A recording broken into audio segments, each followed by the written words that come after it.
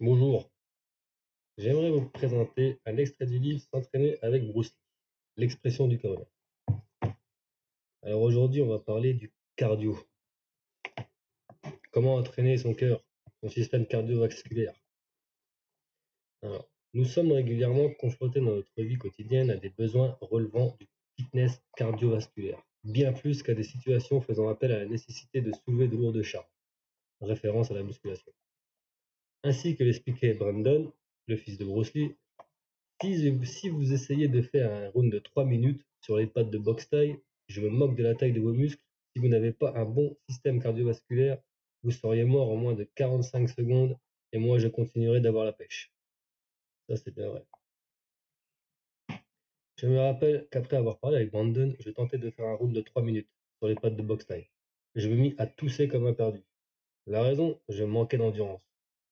Ironiquement, alors que les merveilles de l'entraînement à l'endurance sont régulièrement vantées aux pratiquants d'arts martiaux, seule une minorité de nos instructeurs d'arts martiaux intègrent des exercices cardiovasculaires dans leur programme d'entraînement. Il y a des exceptions, bien sûr, mais grosso modo, les exercices d'endurance comme le jogging passent toujours au second plan derrière un kata ou un entraînement à une technique infaillible. C'est bien dommage, mais la technique est utile si vous n'avez pas l'endurance nécessaire à son application. Ce n'est pas un secret de rappeler que le jogging était le travail d'endurance préféré de Bruce Lee. Il courait tous les jours chaque fois qu'il en avait la possibilité, qu'il pleuve ou qu'il vente, afin de maintenir son niveau de combat. Son physique ciselé et sa bonne santé n'étaient les produits dérivés de son engagement cardiovasculaire. En fait, Bruce Lee savait que les armes naturelles, de main et de pied, étaient les mêmes pour chaque pratiquant d'arts martiaux. Cependant, c'est la façon dont votre machine sera réglée qui déterminera votre habilité à vous servir effectivement de ces armes. Voici les paroles exactes de Bruce Lee. Tant qu'on ne trouvera pas des êtres humains avec 3 bras et 4 jambes, tant que nous n'aurons pas une nouvelle espèce d'homme, il n'y aura pas de nouvelle façon de combattre. Pourquoi cela? Parce que nous avons 2 bras et 2 jambes. L'important est la façon dont on peut les utiliser au maximum. En termes de voie, ils peuvent être utilisés sur une ligne directe, en haut, en bas, en cercle. Ils peuvent être lents, mais selon les circonstances, ils peuvent se montrer moins lents. En ce qui concerne les coups de pied, vous pouvez frapper en haut ou droit devant. C'est la même chose, n'est-ce pas? Physiquement, donc, vous pouvez vous demander comment puis-je améliorer ma coordination? Bien, cela signifie que vous devez être un athlète utilisant le jogging et tous ses ingrédients de base.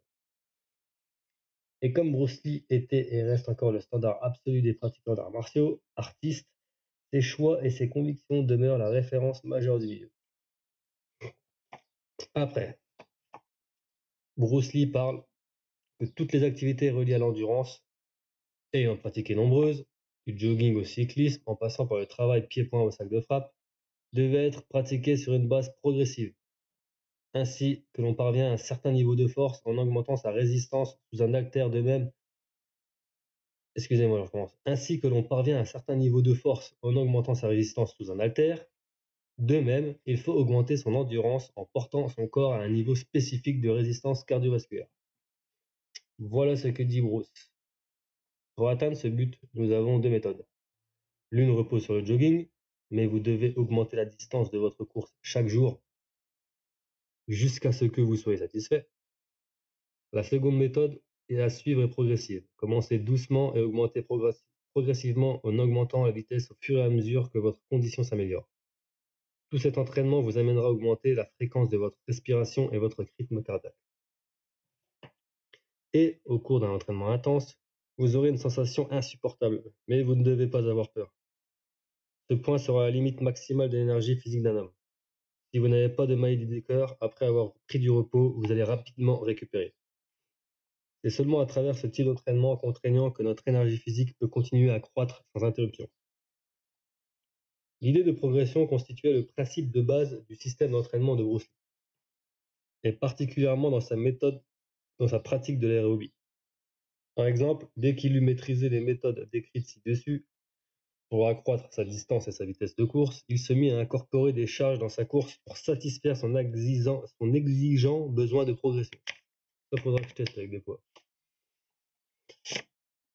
Voici ce qu'il préconisait. Les méthodes dont je viens de parler sont seulement des méthodes communes. Si vous voulez atteindre un niveau supérieur, vous devez suivre un entraînement super physique. Cela consiste à grimper une colline avec une charge dans votre dos. Pour de tels entraînements, le pratiquant devra porter des bandeaux destinés à contenir des charges évolutives que l'on fixe aux chevilles, aux poignets ou à la taille. Vous pouvez commencer avec 8 ou 10 livres. 10 livres, je crois que ça fait à peu près 5 kilos. Puis démarrer votre jogging en courant comme d'habitude. Mais vous devez terminer votre course tous les jours. Si vous sentez que cela devient de plus en plus difficile, ajoutez alors 1 ou 2 livres supplémentaires. Non, si vous sentez que cela devient de plus en plus facile, ajoutez alors 1 ou 2 livres supplémentaires, jusqu'à ce que vous atteigniez 20 livres, donc à peu près 10 kilos, je pense. Le programme est alors terminé. Cet entraînement renforcera votre condition physique, votre capacité pulmonaire et votre endurance cardiovasculaire.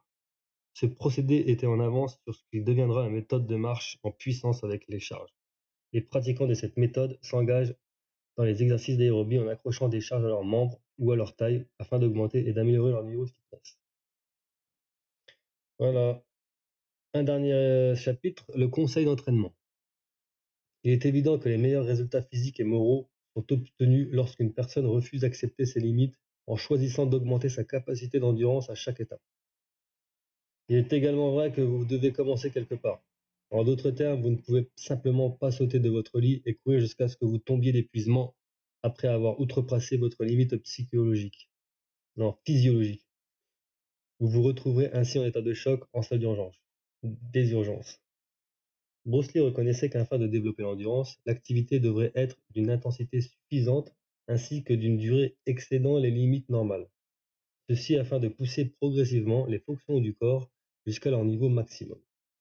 Les sections d'exercice doivent conduire à un niveau de respiration supérieur et ne doivent pas s'arrêter lorsque l'individu se retrouve provisoirement en bout de souffle. Il faut aller au-delà de ces limites.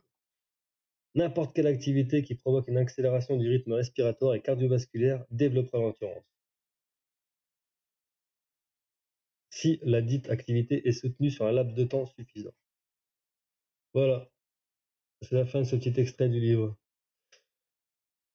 Je relirai, je reverrai s'il n'y a pas d'autres extraits intéressants du livre et je vous ferai partager ça.